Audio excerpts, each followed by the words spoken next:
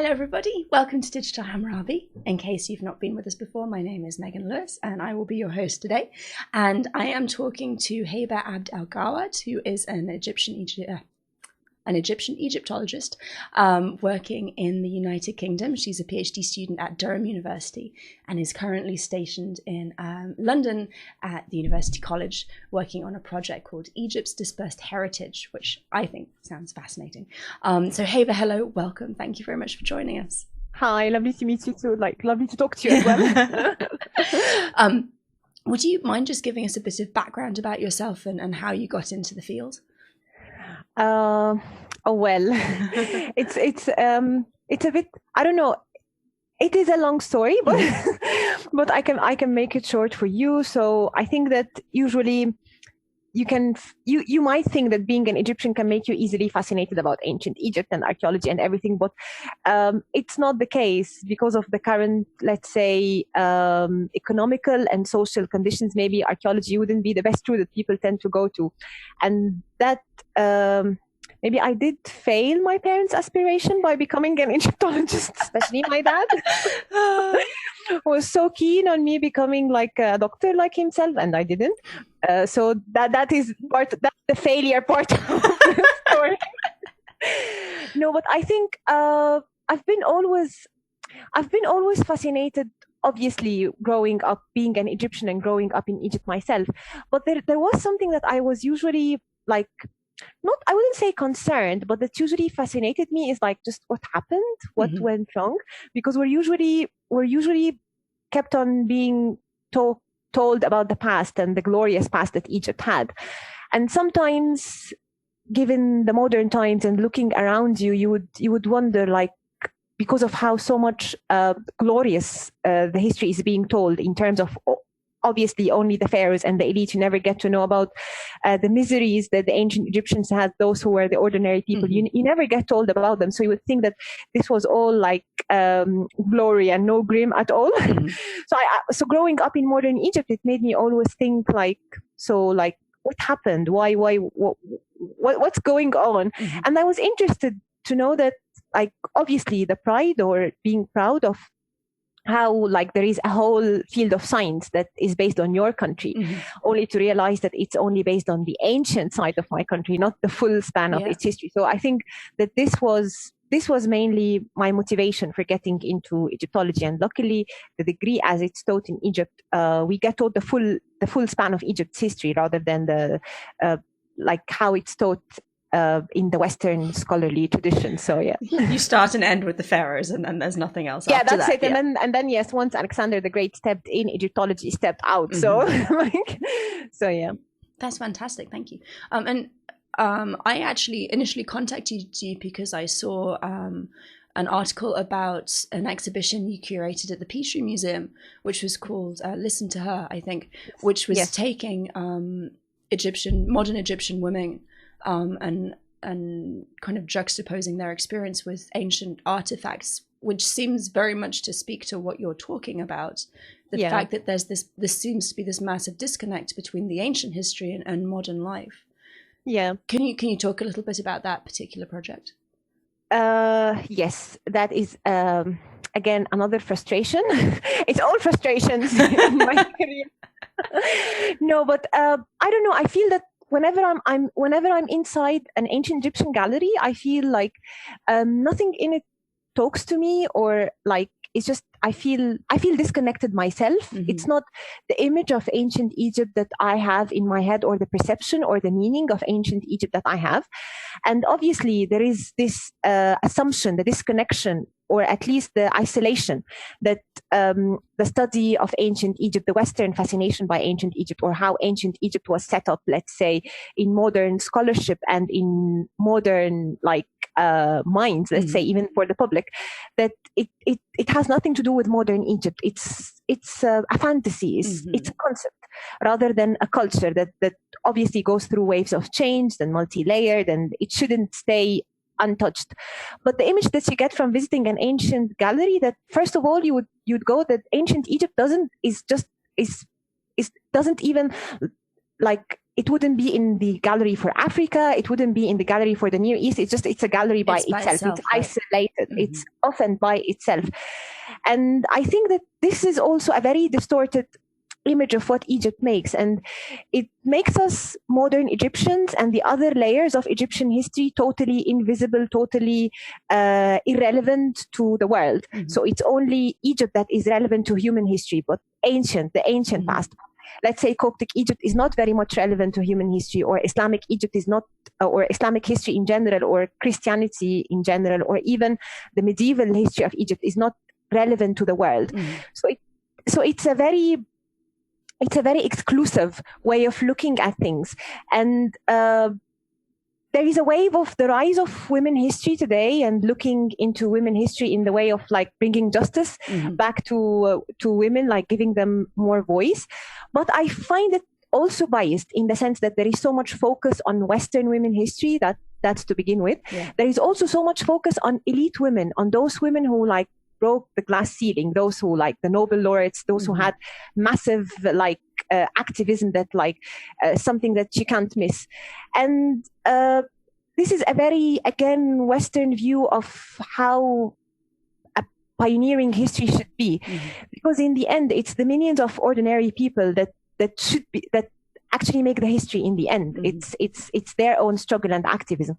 So I was invited by the Petrie Museum of Archaeology, if I can guest create an exhibition on women in modern Egypt, and try to make some sort of not a provocative, to provoke the audiences or the visitors to the Petrie of the Egyptian Museum to see Egypt or Egyptian women from a different lens. And I thought that this was interesting, particularly that came together with the Me Too movement, and we've got a very long history in Egyptian activism against sexual harassment that never gets mentioned in the West. And we had our own movement in 2012 where Egyptian women by the millions were taking up the streets, but nowhere are they referred to when we make, let's say, a timeline of female activism.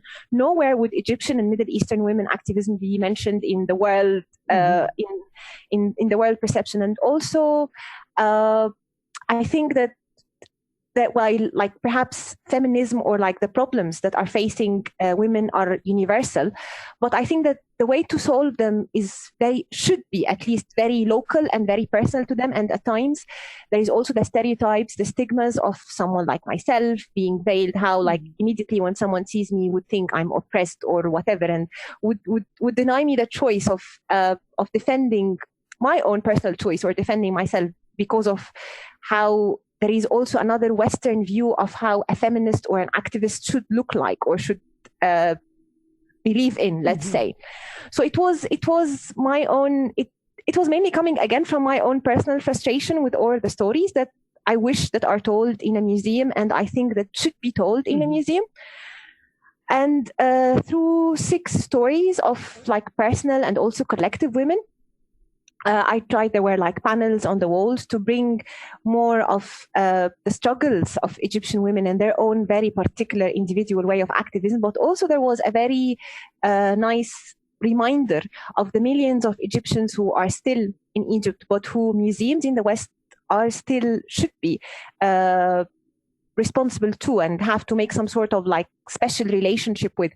So we had 9 objects where I spoke with 10 Egyptian women, and it was mainly they were Egyptian, some were actually in the UK and others were in Egypt itself, but it was done very casually, just through WhatsApp and emails and face-to-face interaction, just to show museums that if you want, you can really do it. It can be easily done, because sometimes there is the perception that you can't have access to these communities, they have no interest, or they are never in the museum, but just to show that it's easy.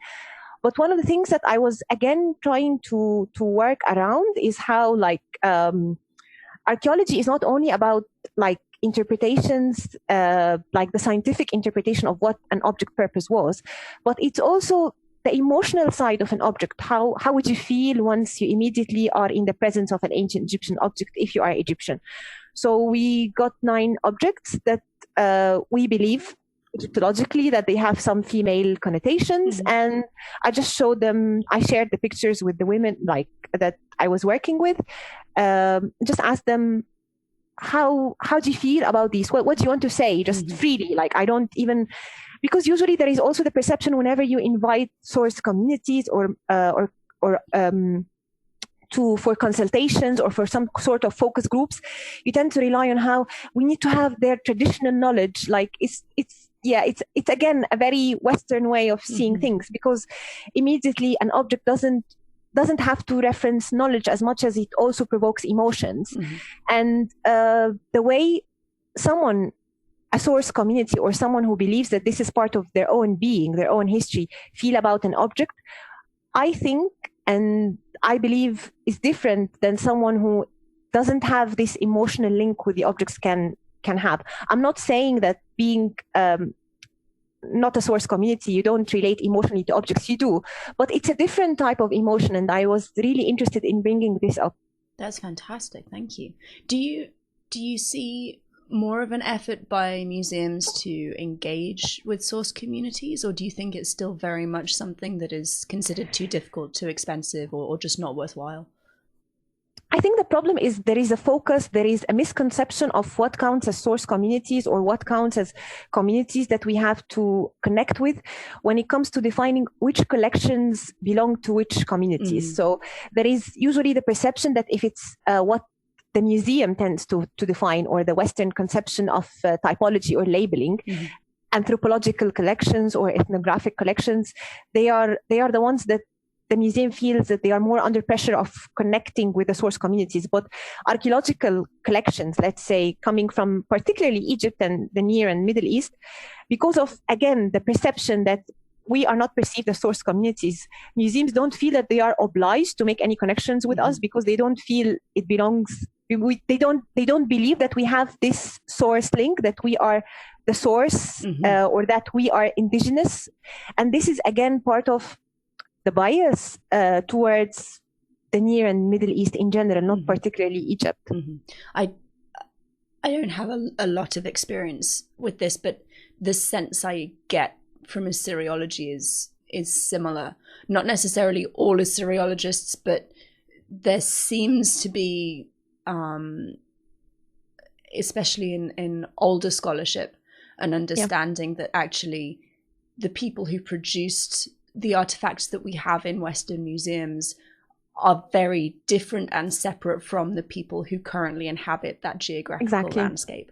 And looking, especially on Twitter at the moment with the political situation in Iraq, it's very obvious that the people living there do not feel that disconnect that we in the West have imposed on them, because you see fantastic artworks and people really drawing on their cultural history that we've kind of appropriated, and using it to draw strength and to express themselves and express how they feel about their modern political situation, using their own historical cultural heritage. It's fascinating, and I really want to find an Iraqi to talk to about that. So if anyone's watching and would like to come and talk to me, please do. I can recommend a few names for you. Wonderful. I will talk to you when we're done. That would be spectacular. Can you give us a bit of information about your PhD project? Well, it has nothing to do with museums. Yeah. But I think I'm working, well, it has to do with politics as well. And me coming from the Middle East, or from Egypt, you can't escape politics. It's just something you grow up thinking about, like politics and the way politicians work. I'm working on the Ptolemies, interestingly, again, the Greeks when they were ruling Egypt. And that reminds me of also the biases that usually when someone asks me, what are you working on? And so I would say on the Ptolemies, or when the Greeks were ruling Egypt, and then people would respond saying, but you're Egyptian. Why are you working on the Greeks? So it's again, this misconception. But I'm working on the self-presentation of the Ptolemies, the Greek kings, using the second king as a case study on how they presented themselves to their various audiences, and how the royal image that they've created was some sort of a soft power, was how they managed to win hearts and minds in Egypt and abroad. Fantastic. Thank you. Political communication in the past, let's say. That's very interesting. So are they appropriating Egyptian like visual iconography then? Yeah, they were, and I have to say, because it's part of the job of a pharaoh. So I don't know if the right terminology would be that they were appropriating. I think they were more performing their job, and it's not just them. It's not distinctive to them. It's any foreign ruler. That's what any clever foreign ruler would do. Like he would perform the role. Because he would have to convince his audiences that he's not foreign. He is like a native. An equally native ruler, a local to them. So they were doing like the Romans were doing later. Like, yeah, that's what everyone would do. That's really interesting. Thank you. What are you going to be doing at UCL with the new project? So the new project is with Alice Stevenson. She's the principal investigator for the project, and it's a follow-on from the Artifacts of Excavations project.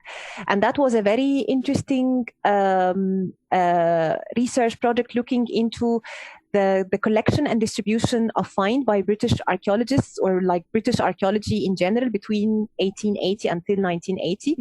So the involvement of British archaeologists, explorers, collectors in Egypt, and how they were excavating and then collecting material, sending it back to the UK or distributing it around the world. And the findings are really fascinating to the extent of how like this is perceived, like the British involvement in Egypt could be like one of like it's unmatched in the world. The amount of objects that was, I would say, excavated and then exported in the UK and outside of the UK, and involved like one of the greatest endeavors in the history of archaeological practice. I don't know if greatest here is used, I would use it in the sense with a positive connotation, but I mean from the sheer amount just of the volume. The volume of how they manage, of how and what they managed to collect and disperse around the world. Wow. There is a very interesting book about it, like Alice's book, which sums up all the findings. It's called Scattered Find, and it's open access as well. So if any of... Excellent. Yeah. So it's available for everyone, write that down so I can put the link and the website in the description. Too. Let me see. Sorry, because if I don't do it now, I will forget.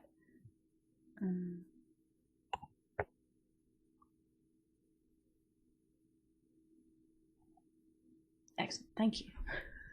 Brilliant. So that was actually all of my questions. We normally run a little longer because we have audience questions. Did you want to talk about your podcast plans? Yes, and it is part of the Egypt's Dispersed Heritage Project. Fantastic. And perhaps it's interesting. I would like to talk a bit about it because I think it's interesting, and because we're looking more into creating a public dialogue between like Egyptians and like the world who is fascinated by ancient Egypt. So maybe some of your viewers or your listeners would be interested in joining us. So the concept is that, which is also one of the setbacks of the current decolonization movement, that it's first of all, it totally alienates Egyptian galleries or Egyptian collections from the current tide or movement of decolonialism. But it also alienates source communities, and the focus on repatriation, while it's absolutely righteous and everything, but it tends to ignore the emotional impact of such legacies. How do the Egyptians today, let's say, feel about having their objects dispersed around the world? How did they feel then when the objects were actually being excavated and dispersed during the colonial times? And how do they feel today? And what impact does this emotional legacy have on how they feel towards Western museums? And on the bigger picture, on international relations and public diplomacy, what can we all do to identify how we can all come to terms with this history? And I don't think that the museums, if they are really into like decolonizing museums meaningfully and in a way that actually brings the social justice, that the concept of decolonialism is after, this has to be done in total, meaningful, full partnership with source communities, whether the ones who live in the West or the ones who live in Egypt. And we thought that with the data that we've gathered, like that the project, that the Artifacts of Excavations has been gathered, part of decolonizing is not only sharing knowledge, but it's also sharing power. So you give back the findings to the people who also trying to make the remark that even any research that is produced concerning a certain culture, we should always find a way bringing it back to the community that it belongs to, and let them at their own time and their own ways use it in a way that could be beneficial or meaningful for them. So we're working with 2 community schools in Egypt, one called 𝒀�Support and one called Educate Me, and we're taking these stories back to these school communities,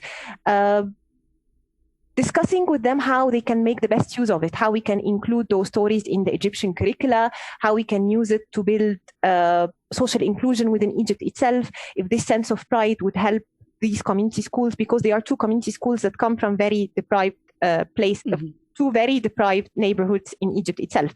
So it's a way of how even knowledge can make difference to people's lives, not just like into how they perceive the past, and also finding ways of how we can redisplay ancient Egypt in a way that is relevant to modern Egypt. So we're working with 𝒭Support, another social enterprise that makes art accessible to everyone. So we're using Egyptian street performances, Egyptian storytelling, and working with Egyptian artists into how we can retell those stories in a way that is that evokes Egyptian emotions, that acknowledges also or recognizes the feelings that perhaps colonial archaeological practices might have evoked within Egyptian communities then and today. And we will be also working with comic artists because comic art has always existed in Egypt, but more recently, especially after the 2011 events, there has been a revival in comic arts, and we're using this opportunity to create comics that are Egyptian and that also narrate the colonial history of the Egyptian collections in Egypt and outside Egypt as well. So it's a way of helping to find how, if we are really honest about decolonizing collections, it has to be done by and in and for the source communities, rather than being dominated by the museums in absolute isolation from the source communities and how do they feel about this whole process. That sounds like an amazing and huge project. Yeah. Well, it's just a starting point. It's just a trial and experimental, and hopefully, if we'll see how it goes. We're leaving it all organic because it's meant to be. The people are at the heart of it, so it's how we're keeping it organic, and we'll see how it goes. Hopefully, it can be turned into something bigger in the future. That sounds absolutely wonderful. Do you have a date for when things will be publicly available online? We are working on our website, so perhaps if you can follow us on Twitter, I'll send you also the Twitter account for the project, and perhaps by the end of this year we would start to be more active on social media and more active on the website. We're already talking to artists, and we're working on the outputs now, and we are meant to be starting our activities in Egypt, because the project is based in Egypt from January, and we will have an event in the Museum of the National Museum of Scotland in Edinburgh on the 18th of February, and do follow it if we manage to have a podcast out of that. So please do follow it and give us your views as well. Wonderful, thank you. That I'm excited. That really sounds immensely valuable and absolutely fascinating. Thank you so much. Of course. I don't have anything else. Do you have anything in particular you'd like to talk about or share more details? I don't know. No, that's absolutely fine. Well, really, thank you so much. This has been very, very enjoyable. It's nice to finally see you and talk to you. Yeah, you too. Thank you. If you need any, I've emailed you or I've messaged you, I think already everything that I can think of about podcasting. For the podcasting, I'll be in touch a lot about that. Please do. It's my first time ever, so I'll be go for it. It's absolutely because fine. You look like a pro with the mic. I don't have any of these yet, so now I'm thinking, oh God, like. Honestly, the setup you have at the moment is producing excellent sound. Okay. Okay, perfect. So I'll keep this mic. Yep. No, that works. If you want to buy specific equipment, I can definitely send you suggestions. Yeah, I'll do that. Okay. On how to get it started, like the setting up technically and stuff. No, that's I'll be in touch, definitely. Well, thank you again, Heba. I'm going to run our outro animation. And everybody, until next time, resist poor scholarship. Always ask, how do you know that?